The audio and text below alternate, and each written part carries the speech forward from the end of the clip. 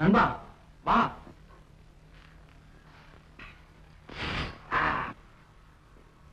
இப்படி செய்வோம். இன்று முதல் நீ என்னுடனே இருந்து விடு. நான் முடிசூட்டி கொள்ள போகிறேன். அதன் பிறகு என்னை யாரும் எதுவும் கேட்க முடியாது. நீ என்னென்ன சட்டங்கள் எழுதி தருகிறாயோ அது நானே கையெழுத்து கொடுங்க. எப்படி மன்னா? நீங்கள் இவ்வளவு நல்லவரா? மன்னா, எங்கள் விருப்பம் உங்களாலே நிறைவேறுகின்றால் உங்கள் பாதத்தை எங்கள் தலைமையில் தாங்க தயாரா இருக்கிறோம். சரியான ஆலோசனை. எந்த பேச்சையும் உன் விருப்பத்தை நிறைவேற்றுவதே கொண்டு வந்து முடிக்கிறாய். இனிமேல் நீதான் நான் தான் நீ.